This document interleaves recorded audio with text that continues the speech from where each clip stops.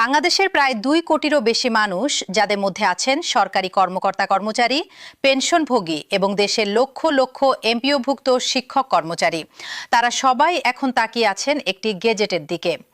নবম জাতীয় pay scale নিয়ে গত কয়েক মাসে যত তথ্য এসেছে, যত সিদ্ধান্ত নেওয়া হয়েছে এবং যত রাজনৈতিক প্রতিক্রিয়া এসেছে, তার সবকিছু একসাথে বিস্তারিতভাবে আজকের প্রতিবেদনে তুলে ধরা হবে। আপনার বেতন কত বাড়বে, কখন বাড়বে, কোন রাজনৈতিক দল কি বলছে এবং এমপিওভুক্ত শিক্ষকদের ভাগ্যে ঠিক কি আসছে, পুরো বিষয়টি ধাপে ধাপে আমরা ব্যাখ্যা করব। তাই অনুরোধ করছি, প্রতিবেদনটি শুরু থেকে শেষ পর্যন্ত মনোযোগ দিয়ে দেখুন, কারণ মাঝামাঝি এবং শেষের দিকে এমন কিছু তথ্য থাকছে যা আপনার ব্যক্তিগত আর্থিক পরিকল্পনার জন্য অত্যন্ত গুরুত্বপূর্ণ হতে পারে। দর্শক বন্ধুরা, প্রথমে চলুন একটু পেছনে ফিরে দেখি। স্বাধীন বাংলাদেশে এ পর্যন্ত মোট ৮টি জাতীয় বেতনের স্কেল ঘোষণা করা হয়েছে। ১৯৭৩ সালে প্রথম পে স্কেল জারি হওয়ার পর থেকে নিয়ম অনুযায়ী প্রতি ৫ বছর অন্তর নতুন বেতন কাঠামো আসার কথা থাকলেও বাস্তবে তা মানা হয়নি। সর্বশেষ অষ্টম পে স্কেল ঘোষিত হয়েছিল ২০১৫ সালে। তারপর থেকে দীর্ঘ ১১ বছর কেটে গেছে কোনো নতুন বেতন কাঠামো ছাড়াই। এই দীর্ঘ বিরতির পেছনে কয়েকটি কারণ রয়েছে। প্রথমত, করোনা মহামারীর সময় অর্থনৈতিক অস্থিরতার কারণে সরকার নতুন বেতন কাঠামোর দিকে অগ্রসর হতে পারেনি। দ্বিতীয়ত, বৈশ্বিক অর্থনৈতিক সংকট এবং মূল্যস্ফীতির চাপ সরকারের বাজেট ব্যবস্থাপনাকে কঠিন করে তুলেছিল। এবং তৃতীয়ত, ২০২৪ সালে রাজনৈতিক পরিবর্তনের ফলে প্রশাসনিক অগ্রাধিকার বদলে যায়। ২০২৪ সালের ৫ আগস্টের পরিবর্তনের পর অন্তর্বর্তী সরকার নবম পে স্কেলের সুপারিশ তৈরির জন্য একটি বেতন কমিশন গঠন করে, যার নেতৃত্বে ছিলেন সাবেক অর্থ সচিব জাকির আহমেদ খান। দীর্ঘ পর্যালোচনা, বিভিন্ন স্টেক হোল্ডারের সঙ্গে আলোচনা এবং তথ্য বিশ্লেষণের পর চলতি বছরের ২১শে জানুয়ারি কমিশন তাদের চূড়ান্ত প্রতিবেদন প্রধান উপদেষ্টার কাছে জমা দেয়। এই প্রতিবেদনের ভিত্তিতেই এখন চূড়ান্ত গেজেট তৈরির কাজ চলছে। এবার আসা যাক সবচেয়ে গুরুত্বপূর্ণ প্রশ্নে, গেজেট কবে প্রকাশ হচ্ছে এবং কখন থেকে কার্যকর হবে? অর্থ মন্ত্রণালয়ের সর্বশেষ তথ্য অনুযায়ী আগামী ১ জুলাই অর্থাৎ নতুন অর্থ বছরের প্রথম দিন থেকেই নবম জাতীয় পে স্কেল কার্যকর হতে যাচ্ছে। অর্থ ও পরিকল্পনা মন্ত্রণালয়ের পক্ষ থেকে জানানো হয়েছে, প্রধানমন্ত্রীর অনুমোদনের পরপরই অর্থ মন্ত্রণালয় থেকে নতুন বেতন কাঠামোর প্রজ্ঞাপন বা গেজেট জারি করা হবে। নতুন অর্থ বছরের শুরু থেকেই নবম জাতীয় পে স্কেল কার্যকর করার লক্ষ্যে জুন মাসের মধ্যেই গেজেট প্রকাশের প্রস্তুতি চলছে বলে জানিয়েছেন অর্থ ও পরিকল্পনা মন্ত্রী। তবে দর্শক বন্ধুরা, এখানে একটি গুরুত্বপূর্ণ বিষয় স্পষ্ট করে বলে রাখা দরকার।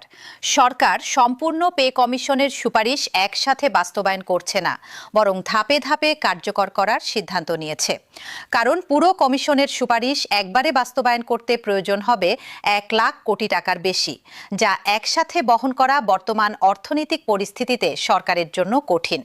তাই ৩টি ধাপে এই বেতন কাঠামো কার্যকর করার পরিকল্পনা নেওয়া হয়েছে। প্রথম ধাপে আগামী ২০২৬-২৭ অর্থ বছরে মূল বেতনের ৫০% পর্যন্ত বৃদ্ধি কার্যকর হবে। দ্বিতীয় ধাপে ২০২৭-২৮ অর্থ বছরে বাকি বেতন সমন্বয় করা হবে। আর তৃতীয় ও শেষ ধাপে ২০২৮-২৯ অর্থ বছরে অন্যান্য সুবিধা এবং ভাতা যুক্ত করে পূর্ণাঙ্গভাবে বাস্তবায়ন সম্পন্ন হবে। এই বাজেটে নতুন পে স্কেলের জন্য বিশেষ থোক বরাদ্দ রাখা হয়েছে প্রায় ৩৫,০০০ কোটি টাকা। সদ্য পেশ হওয়া ২০২৬-২৭ অর্থ বছরের জাতীয় বাজেটের আকার ৯,৩৮,০০০ কোটি টাকা, যার একটি বড় অংশ এই বেতন বৃদ্ধির জন্য নির্ধারিত। এই বরাদ্দের মধ্যে নতুন নিয়োগ, এমপিওভুক্ত শিক্ষক কর্মচারীদের বর্ধিত বেতন এবং পেনশনভোগীদের জন্য অতিরিক্ত সুবিধাও অন্তর্ভুক্ত রয়েছে।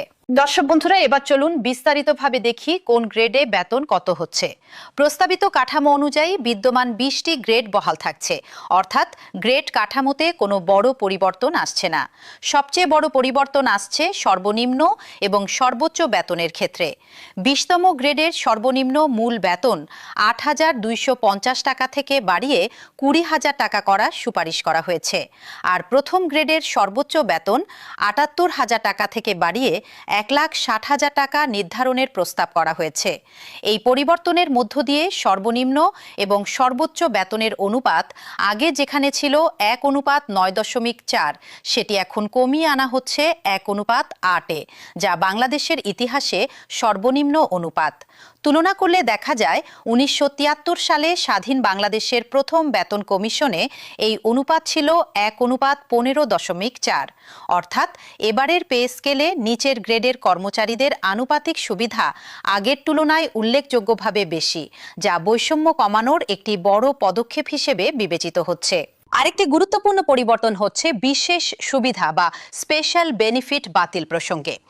বর্তমানে প্রথম থেকে নবম গ্রেডের কর্মচারীরা মূল বেতনের ১০% এবং দশম থেকে ২০তম গ্রেডের কর্মচারীরা ১৫% হারে বিশেষ সুবিধা পেয়ে থাকেন।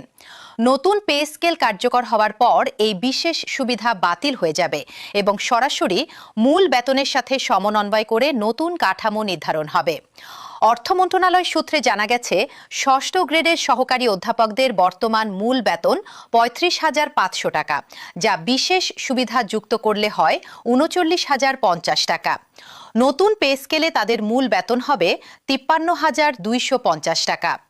সপ্তম গ্রেডের উপাধ্যক্ষ এবং প্রধান শিক্ষকদের বর্তমান মূল বেতন ২৯,০০০ টাকা, যা বিশেষ সুবিধাসহ দাঁড়ায় ৩১,৯০০ টাকা। নতুন পে স্কেলে এই বেতন বেড়ে হবে ৪৩,৫০০ টাকা। নবম গ্রেডের প্রভাষকদের বর্তমান মূল বেতন ২২,০০০ টাকা, বিশেষ সুবিধাসহ যা হয় ২৪,২০০ টাকা। নতুন বেতন কাঠামোয় তাদের মূল বেতন হবে ৩৩,০০০ টাকা। দশম গ্রেডের বিএডধারী সহকারী শিক্ষকদের বর্তমান মূল বেতন ১৬,০০০ টাকা, যা বিশেষ সুবিধাসহ দাঁড়ায় ১৮,৪০০ টাকা। নতুন পে স্কেলে এই বেতন বৃদ্ধি পেয়ে হবে ২৪,০০০ টাকা। নিচের দিকের গ্রেডগুলোতেও উল্লেখযোগ্য পরিবর্তন আসছে। ষোড়শ গ্রেডের অফিস সহকারী, হিসাব সহকারী এবং কম্পিউটার অপারেটরদের বর্তমান মূল বেতন ৯,৩০০ টাকা, বিশেষ সুবিধাসহ যা হয় ১০,৬৯৫ টাকা। নতুন পে স্কেলে এই বেতন বেড়ে হবে ১৩,৯৫০ টাকা। অষ্টাদশ গ্রেডের ল্যাব সহকারীদের বর্তমান মূল বেতন ৮,৮০০ টাকা, বিশেষ সুবিধাসহ যা হয় ১০,১২০ টাকা। নতুন পে স্কেলে এই বেতন হবে ১৩,২০০ টাকা।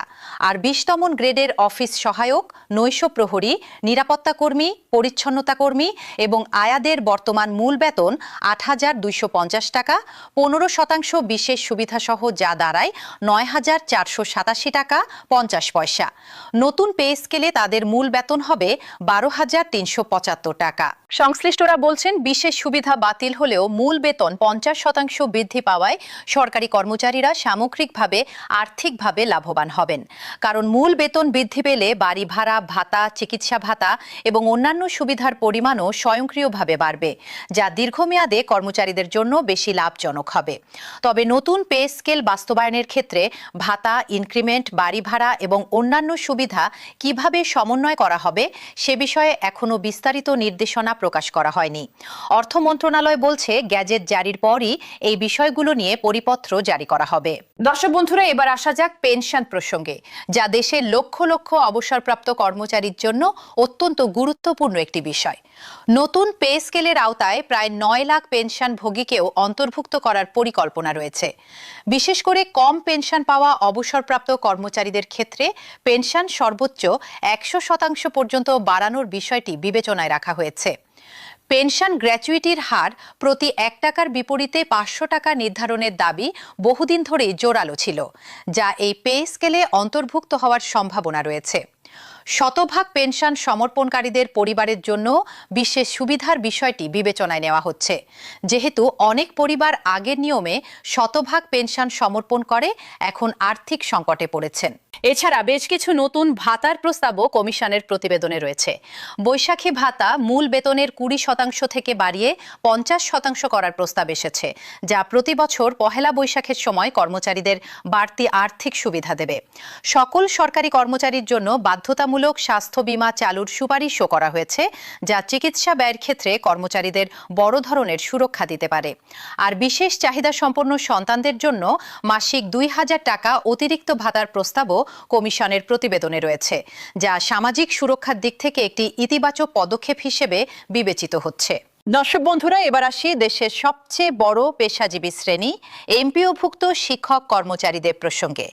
বাংলাদেশের শিক্ষা ব্যবস্থার মেরুদণ্ড হিসেবে পরিচিত বেসরকারি শিক্ষা প্রতিষ্ঠানের এই শিক্ষক কর্মচারীদের জন্য এসেছে গুরুত্বপূর্ণ সিদ্ধান্ত।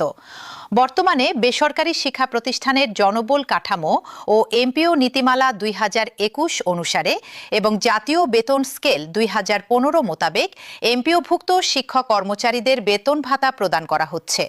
প্রতি মাসে সরকারি অংশ সোনালী ব্যাংকের মাধ্যমে স্কুল বা কলেজকে পরিশোধ করা হয়। সরকারি ঘোষণা অনুযায়ী সরকারি কর্মচারীদের পাশাপাশি